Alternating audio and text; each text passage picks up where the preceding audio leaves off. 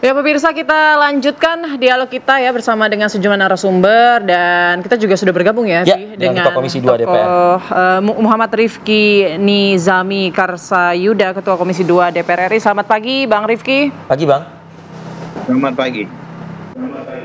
Baik, Bang, dari Ketua Komisi 2 DPR RI ini bagaimana nih suaranya, atau untuk mendorong pemerintah sendiri, karena kan memang keputusan atau kebijakan pemerintah ini sedang ditunggu-tunggu ya oleh semua pihak ya, baik itu dari masyarakat, korporasi juga ini soal pagar laut. Termasuk juga ada pro kontra nih, kalau kita tadi dengar secara utuh Bang Mu'annas Alaidit menyampaikan ya. Silakan Bang Rifki. Ya, Komisi 2 DPR ini secara konstitusional diberikan amanah untuk mengurusi urusan pertanahan dan tata ruang. Karena itu kemudian kami pada Kamis yang lalu telah memanggil 2 dirjen di Kementerian ATR BPN. Yang pertama adalah Dirjen Penetapan Hak dan Pendaftaran Tanah, dan yang kedua adalah Dirjen Sengketa dan Konflik Agraria. Kedua-duanya kami mintai klarifikasi untuk kemudian mempersiapkan data 263 sertifikat HGB yang dimiliki oleh 2 badan hukum dan 9 perorangan, termasuk berapa belas sertifikat hak milik yang ada di wilayah Tangerang ini.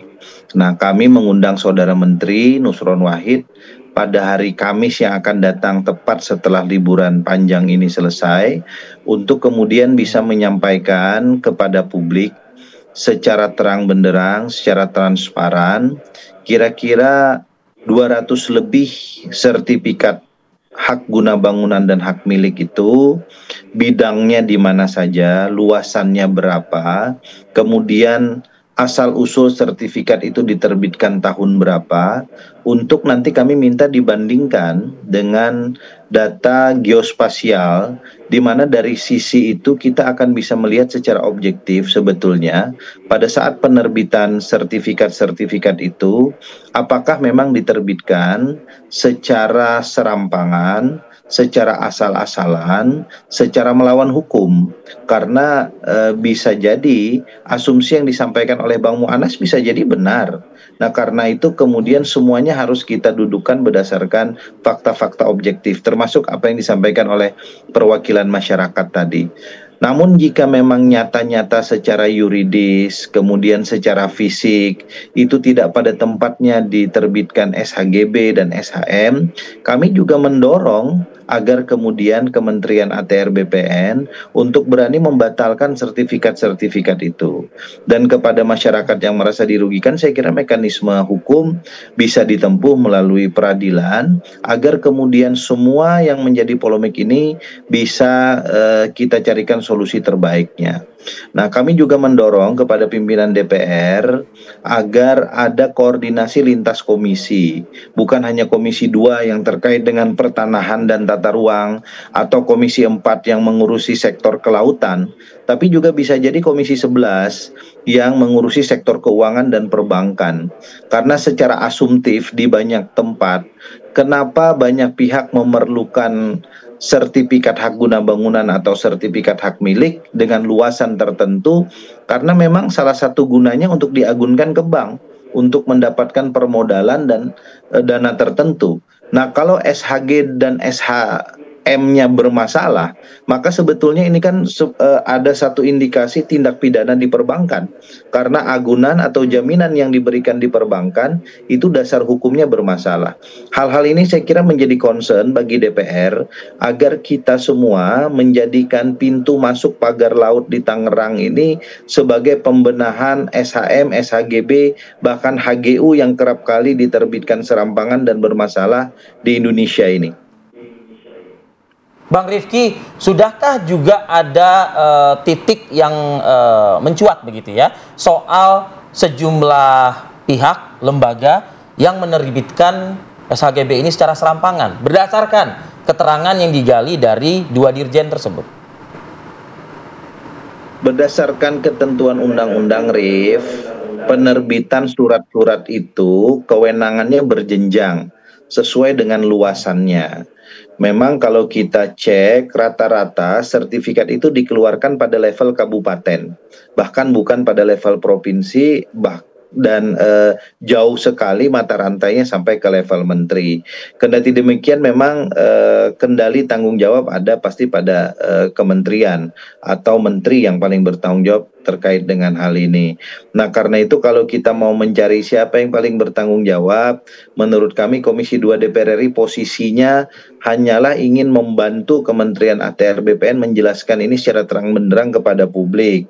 Nanti kalau memang ada indikasi penyalahgunaan kewenangan, biarlah aparat penegak hukum dan proses-proses hukum yang berlaku di Indonesia ini untuk kemudian menindaklanjutinya.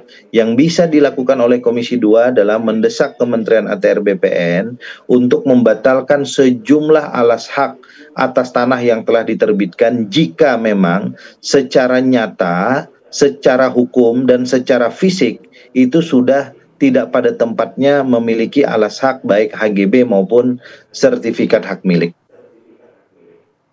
Oke, baik. Saya ke Bang Muanas. Bang Muanas, ini kan sudah disampaikan tadi ya informasinya bahwa SHGB yang sudah keluar ini ternyata hanya di level kabupaten begitu ya. Jadi belum, sebenarnya urusannya belum sampai ke pusat. Nah, kalau dari Anda sendiri bisa menjelaskan tidak? Mungkin lebih detail lagi gitu Bang Muanas, kapan sih korporasi ini kemudian yang mengaku bahwa tadinya itu tanah, kapan mereka membeli dengan masyarakat, membeli dari masyarakat, dan kapan mungkin kita luruskan juga ya, kapan sertifikatnya dikeluarkan begitu ya. Prosesnya berapa lama ini? Agar nanti bisa dicocokkan kalau kata Bang Rifki ke geospasial nantinya gitu.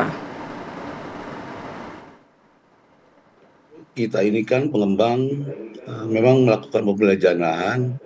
Biasanya kalau untuk melakukan transaksi itu pasti kita akan cek data fisik dan data yuridisnya ya, surat-surat atau di lapangannya. Di tengah masyarakat kita ini kan sebetulnya banyak juga mereka punya alas hak yang kemudian belum terdaftar, misalnya masih berupa girik, petok, dan lain sebagainya. Khususnya kalau kemudian masyarakat pesisir itu sebagian besar mereka adalah tambak ya, tambak. Jadi tambak-tambak ini kan dalam perjalanannya kalau di pesisir Pulau Jawa itu memang berdasarkan data-data itu silakan dibuka tuh, dicek bahwa abrasi itu banyak melumat ya, tambak-tambak mereka ya, ada desa juga bahkan sampai hilang. Mungkin kalau terbit hari itu tahun 82 misalnya, mungkin hari ini sudah berapa kilometer gitu jaraknya kan. Nah, yang terjadi di Desa Kohot ini kan yang kemudian menjadi SHM ya, kemudian menjadi SHGB dari anak-anak perusahaan kami ini adalah merupakan daratan. Itu bukan kata kita, itu berdasarkan dari Perda sendiri Perda dari Kabupaten Tangerang nomor 23 tahun 2024 menyatakan bahwa itu adalah daratan. Kita nggak akan beli kalau itu nggak bisa disertifikatin gitu, ya kan? Kemudian itu disampaikan ada izin lokasinya semua lengkap kok, ya. Ada SHM, kemudian kita SHM tahun 2023, 2024, kemudian baru kita SHGB kan nggak ada yang salah sebetulnya. Ya kan, kalau kemudian kementerian berpendapat lain, ya itu nggak ada masalah kan gitu. Artinya kita hanya ingin menyampaikan bahwa apa yang kita lakukan ini sudah dilakukan secara benar. Kita bayar pajaknya, ya ada surat pematang luangnya, dan disesuaikan dengan peraturan perundang-undangan daerah yang ada, ya kan. Nah, justru yang kemudian makin menarik, yang menimbulkan persoalan baru itu bagi saya adalah harus ada kepastian bahwa dihadapi dalam persoalan lahan di Tangerang ini bukan laut di sertifikat, nggak ada, atau pagar laut sepanjang 30 km itu ada suratnya, enggak gitu loh. Tapi soal masalah definisi tanah musnah, karena ini persoalannya akan dihadapi oleh seluruh masyarakat pesisir. Mereka tahunya tanah musnah itu harus ada panitianya, ada penetapan. Kalau belum ada penetapan, bagaimana? Mereka mungkin berpikir bahwa itu belum tanah musnah, cuma tanah terendam aja kan gitu. Tiba-tiba kemudian ditransaksikan ke orang lain, diterbitkan sertifikat, dialihkan. Nah, ternyata kemudian ada instansi lain berpendapat lain. Nah, ini kan bisa menjadi persoalan hukum baru tuh, ya kan? Bisa ada penipuan di situ karena merasa bahwa dia ditipu. Nah, ini yang kemudian saya kira juga harus ditempatkan secara jelas gitu loh, supaya kemudian masyarakat tidak menjadi korban, termasuk badan hukum gitu loh, seperti hari ini. Gitu. Baik, oke. Tanggapan dari Pak Iwan kita tunggu juga ya Pak. Usai jeda kita akan kembali saat lagi.